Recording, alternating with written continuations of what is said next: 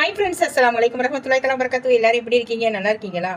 Okay, இப்போ வந்து நம்ம உருளைக்கிழங்குல ஒரு போண்டா செய்வோம். இது வந்து ரொம்ப சூப்பராக இருக்கும். நல்லா கொஞ்சம் கிறிஸ்பியாகவும் இருக்கும், ஸ்பைசியாகவும் இருக்கும், கொஞ்சம் நல்லா இருக்கும். நல்லா இந்த கிழங்கு வந்து ஒரு 4 கிழங்கு அதை வந்து இந்த மாதிரி சின்ன சின்னதாக கட் பண்ணி நல்லா வேக வச்சு இதை என்ன செஞ்சுருங்க, வெந்ததை என்ன செய்யுங்க, நல்லா மேஷ் பண்ணிக்கிறங்க. நல்லா இந்த மாதிரி நச்சு விட்டுக்குங்க மை போல். இது வந்து அந்த கிழங்கு தெரியாத அளவுக்கு இருக்கணும்.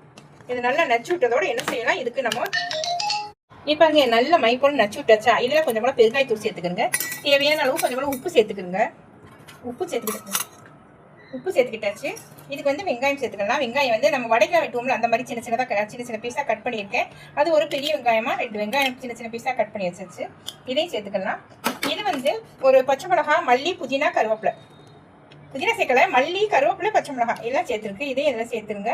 இதிலே சேர்த்துட்டு இப்போ இது வந்து மெயின் வந்து அரிசி மாவும் சேர்த்துக்கிறோங்க. இது எல்லாத்தையும் நம்ம என்ன செய்யலாம், நல்லா பிசைஞ்சு விட்டுக்கலாம். நல்லா பிசைஞ்சு அது வந்து போண்டா பதத்துக்கு வரணும். தண்ணிலாம் ஊற்றக்கூடாது. இதுலேயும் வச்சு நம்ம பிணைஞ்சிக்கணும். இதுக்கு வந்து சோடா இதெல்லாம் தேவையில்லை, இதே போதும். பாருங்க, நல்லா பிணைஞ்சிக்கிட்டாச்சு. ஆனால் நான் இது தண்ணி சேர்க்கலைன்னு நினைச்சேன். அந்த மாவு போட்டதுனால கொஞ்சம் ரொம்ப டைட் ஆயிடுச்சா, கொஞ்சம் கூட தண்ணி சேர்த்தேன். லேசாக தெளிச்சு சேர்த்து அது வந்து இந்த பாருங்க, இந்த அளவுக்கு இந்த பதத்துக்கு நம்ம வச்சுக்கணும்.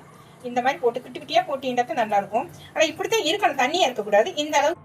இந்த அளவுக்கு தான் இருக்கணும். இப்படி இந்த மாதிரி போட்டினா தான் நல்லா கிறிஸ்பியா மொறுண்டு வரும் சாப்பிட்றதுக்கு. இதுக்கு வந்து நம்ம ஒரு தக்காளி சட்னியோ இல்லை தேங்காய் சட்னியோ வச்சுக்கலாம். அது என்ன சின்ன பிள்ளைங்க என்ன செய்யுங்க, இதை வந்து சில்லி சோஸ் வச்சு தொட்டு சாப்பிடுங்க. மயோனைஸ் சில்லி சோஸ் வச்சு சாப்பிட்டா சூப்பராக இருக்கும். நான் வந்து இதுக்கு தேங்காய் சட்னி தான் செய்ய போகிறேன். பாருங்க, எண்ணெய் இந்த மாதிரி கடாயில் எண்ணெய் ஊற்றி வச்சுட்டு எண்ணெய் நல்லா சூடாயிடுச்சு. இப்போ நம்ம அதை போண்டாவை கொஞ்சம் கொஞ்சமாக சின்ன சின்ன பீஸாக போடலாம், குட்டி குட்டியாக போடலாம்.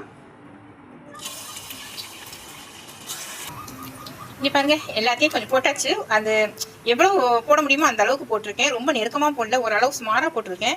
இப்போ இது வந்து கொஞ்சம் நல்ல செவக்கவும் நம்ம லேசாக திருப்பி விடலாம். பாருங்க, நல்லா பொரிஞ்சிருச்சு. இன்னும் கொஞ்சம் நேரம் செவக்க விட்டுடலாம். பார்க்கவே தெரியுதா? ஓகே, நம்ம சேனலை ஃபர்ஸ்ட் பார்க்குறவங்க நம்ம சேனலை ஃபாலோ பண்ணிக்கிறங்க, நம்ம பேஜை ஃபாலோ பண்ணுங்கள், சப்போர்ட் பண்ணுங்கள் இன்ஷா அல்லாஹ். ஓகே, இப்போ ரெடி ஆயிடுச்சு. நம்ம அள்ளிடலாம் இதை. ஓகே, இதை அள்ளிடலாம். இனி அடுத்து இதே மாதிரி எல்லாத்தையும் போட்டு விட்றலாம், அந்த மாவை எல்லாத்தையும். ஓகே, பாருங்க எப்படி இருக்குது பாருங்க. அந்த மாவையும் இதே மாதிரி போட்டாச்சு. இதுக்கு நல்லா செவந்து வரட்டும், அப்புறம் எடுத்துக்கலாம் நம்ம. ஓகே, பாருங்க ரெடி ஆயிடுச்சு. அதுக்கு ஒரு தேங்காய் சட்னி, சூப்பரான தேங்காய் சட்னி வச்சாச்சு பாருங்க.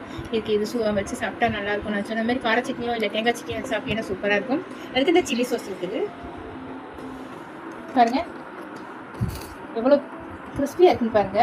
சாப்பிட்ற